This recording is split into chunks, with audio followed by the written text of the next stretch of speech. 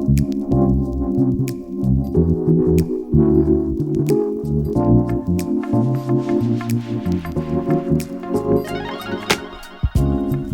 keep being taken back to the past. And sometimes on one's life journey, I'll say my life journey, I want to do this with you, is there's a lot of emphasis on the past. Sometimes it's the present. Sometimes it's looking forward into the future. That's something cool that I want us to do together, is go through the looking glass into the future.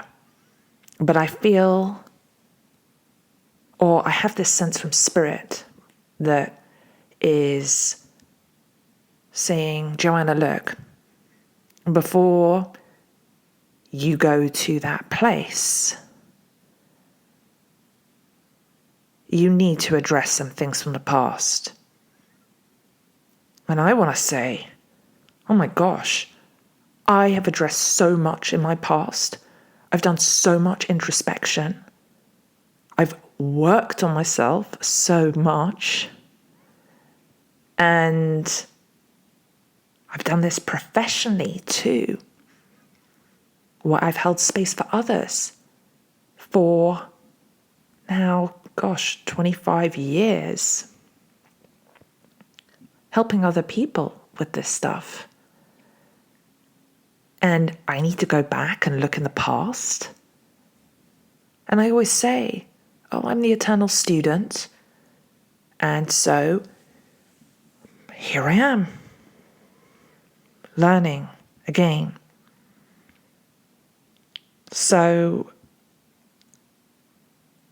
I had another memory. This is what happens every time I think about what do I need to share that is going to help you and I shine. That's the whole point of the Looking Glass podcast, is for you and I to be in our element, to feel amazing, that when we look at ourselves, we go, wow, I love what I see.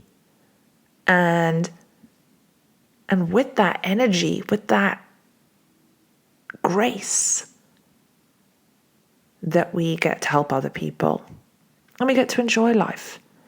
And that, I'll say for myself, when I get triggered or annoyed by other people, that I can just sort of go, ha ha ha, it doesn't matter. That I can be compassionate. Except if it's the time of the month for me, right beforehand, that's a little bit difficult. So I'm going to go back to the past. I'm back on the Eagles again. I hadn't said what that song was before, but I think if you listen to that other episode about mirrors on the ceiling, you would have figured it out. So, I'm going back to another verse here. Her mind is Tiffany twisted. She got the Mercedes-Benz. Okay, so I was really into Tiffany as in my teenage years. I had a Tiffany heart. I think I got the Tiffany heart necklace because one of my best friends got the Tiffany heart necklace. And I wasn't just Tiffany twisted. My dad used to call me Prada girl. I had this backpack, this black backpack that was Prada. And I think at the time, this is a really long time ago, this is years ago, this is in the 90s, I think it was £175, so like $250. And that was back then. Imagine how much that backpack would be now with inflation. So I was really into Prada, I was really into Gucci. I mean, I was into everything designer. So my mind was very twisted materialistically.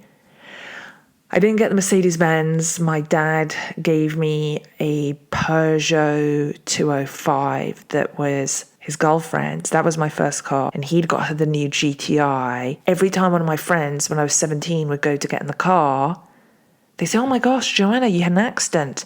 I say, I didn't have an accident. This was my dad's girlfriend's car and she got in an accident. They're like, yeah, right. Yeah, sure. Like, you're just not a good driver. And I felt so much shame and embarrassment with that. And then I had, growing up in London, and I had this group of friends who, oh my gosh, they had like gorgeous cars. They had like the ultra fast Mercedes, and everything was GTI and really cool Jeeps. And I get to go on those cars and the Lamborghinis and the Porsches and just running around as a teenager doing all that stuff. I would feel so ashamed, though, with the car that I had. And I have more thoughts on that, but I'm going to let them percolate. I wonder, as I'm sharing this, if anything is coming up for you around your teenage years and the things you did or didn't do, how you were affected. So just going on with the verse from the song, she got a lot of pretty boys that she calls friends. Yes, at that age, I hung out with a lot of models. And actually, it was interesting because I recently heard Davina McCall talk about when she was a booker for Models One on Stephen Bartlett's Diary of a CEO. And I first met Davina back, she probably doesn't, I don't know if she remembers me or not, but I first met her back in the days of when she used to host $1 Billion Babes. There was this club night. And then there was one time I remember I hung out with her at Planet 24, who did the Big Breakfast TV show. And I was just like blown away just to hear her journey of what she's gone through. I love that episode so much. When I was listening to her with Stephen, I was in the kitchen, I was cooking. I had this moment of, I had those memories come back of, oh my gosh, I remember hanging out with Davina. And then I remember when she was doing Big Brother, and I got to do one time and she was hosting that, and I got to go outside and hang out with her. Like this feeling of, oh, we hung out. And then, oh, who am I? And where's my life? And what does any of this mean? I mean, it's ridiculous. It's ridiculous. I'm saying this because it just feels so silly. So what I'm going to say with that, I'm going to go back to this theme of the beast. Part of my beast is that I'm a social climber. I've been a social climber. I couldn't get the words out. I could hear it. It was stuck in my chest. I couldn't say it because I feel so ashamed. But something that I've learned in life is just to say the uncomfortable thing. Say the thing that makes one feel bad, because then it no longer hides inside you. It doesn't have control over you. And when I said in the introduction of the looking glass, I said, I'm going to say things that surprise me and shock me. I just shocked myself.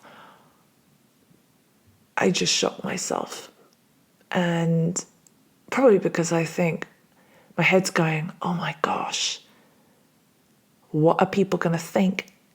And again, so I'm seeing a lot now. And I have another thought. I'm going to save it till I see you next time. Oh my gosh, I can't believe I'm going to go there, but I'm going to go there. And you're going to think like, oh, well, is that such a big deal with what I'm going to tell you next? And we'll see. You let me know. Thank you for seeing me, reflecting with me. Oh my gosh. I'm Joanna Garzelli, and I I really, really hope that you'll show up and join me next time.